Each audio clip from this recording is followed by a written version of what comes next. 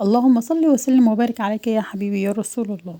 ازيكم حبايبي، عاملين ايه؟ وحشتوني كتير من اخر فيديو. النهارده الفيديو بتاعنا حلو جدا جدا. هنعمل النهارده مع بعض الفطير بكل تكاته وتفاصيله، ازاي يطلع معاكي كويس جدا مورق بدون تعب ولا مجهود ولا فرد ولا عجن ولا توريق. حاجه سهله كده، اللهم بارك. معانا هنا العجينة في منتهى الروعة، طرية وجميلة وتشرب معاكي بكل سهولة، وهقولك ازاي تسويه وازاي يطلع مورق معاكي بالشكل ده كده. حتى الطروف بتاعته طري وجميل وفي منتهى الجمال، وطعمه كمان حلو جدا، وهقولك على كل أسراره وتسويته وازاي يطلع معاكي باللون الذهبي الجميل ده كله. يلا بينا نشوف الفيديو بتاعنا ونشوف المقادير بتاعتنا بكل سهولة. نبدأ بسم الله الرحمن الرحيم. كده معانا هنا كيلو دقيق. الدقيق نوعه متعدد الأغراض، يعني لكل حاجة، كيك، بسكوت، أي حاجة، ده متعدد الأغراض.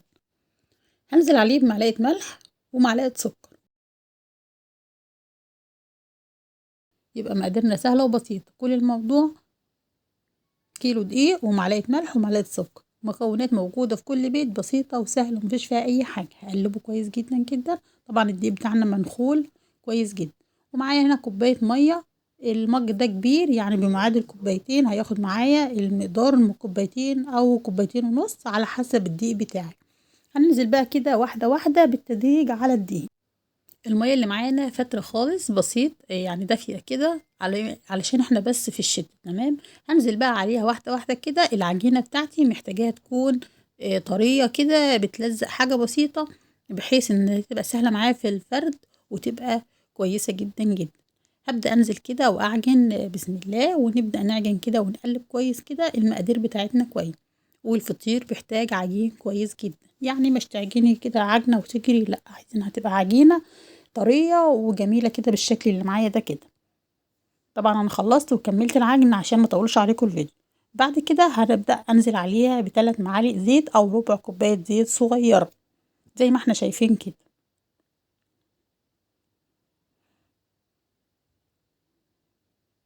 بعد كده هريحها 5 دقايق، ونرجع تاني نعجنها مع بعض مرة تانية. وده سر من اسرار نجاح العجينة بتاعة الفطير بتاعتنا النهاردة.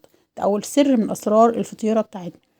بعد ما ريحتها 5 دقايق كده هبدأ أعجنها تاني معايا بالشكل ده. شايفين العجينة هشة وطرية وبتتعجن معاكي بكل سهولة.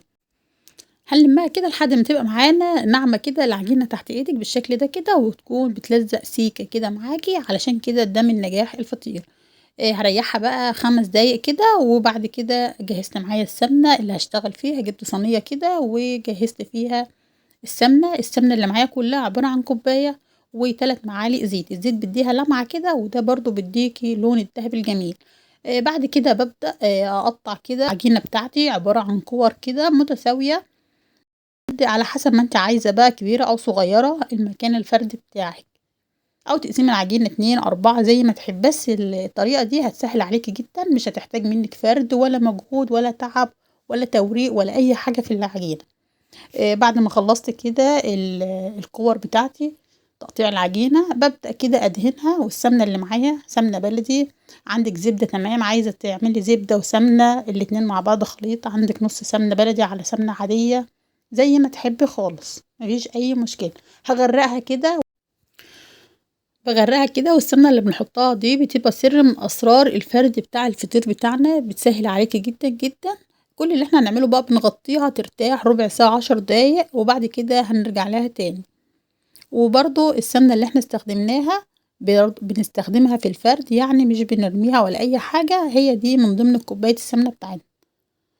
ده شكل كده العجين بتاعي او القرص بتاعتي. بعد ما ارتاحت ببدأ كده اجيب صينية او مفرش فرد العجين اي حاجة، وببدأ افرد كده كل كورة معايا بالشكل ده.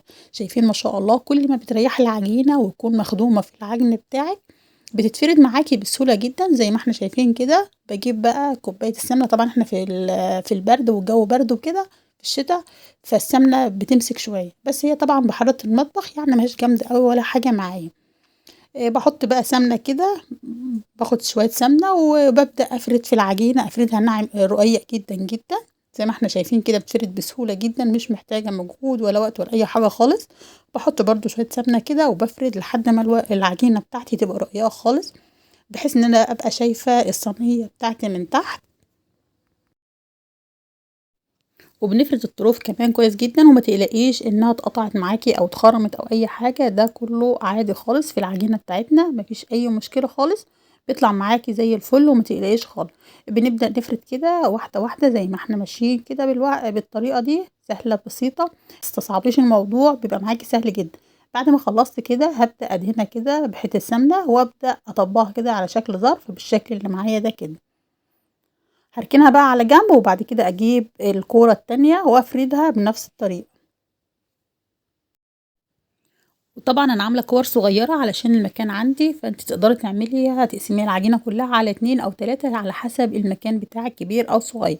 بنبدأ كده نفردها واحدة واحدة زي ما احنا شايفين ما شاء الله، وكل ما بترتاح العجينة بتتفرد معاكي اسرع واسهل في منتهى السهولة خالص. بعد ما بافردها كده برضو رقيق زي ما احنا شايفين كده، العجينة ما شاء الله بتتفرد بسهولة جدا زي ما احنا شايفين، وهشة خالص ناعمة معاكي وجميلة جدا زي ما احنا شايفين كده.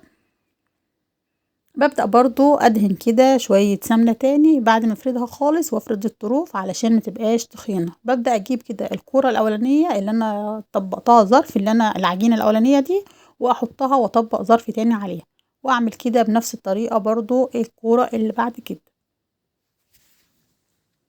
لحد ما اخلص العجين كله، وبعد كده نشوف هنعمل ايه تاني.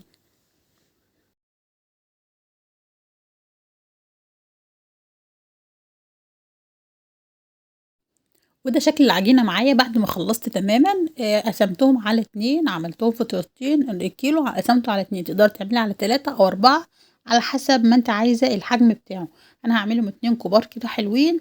بعد كده بجيب الصينية كده وامسحها بالسمنة، وابدأ احط فيها العجينة بتاعتي او الفطيرة بتاعتي، واسيبها ترتاح بقى نص ساعة او ربع ساعة على حسب انت فاضية قد ايه، يعني سيبيها كده وغطيها، واعملي كده اللي وراكي وارجعي لها.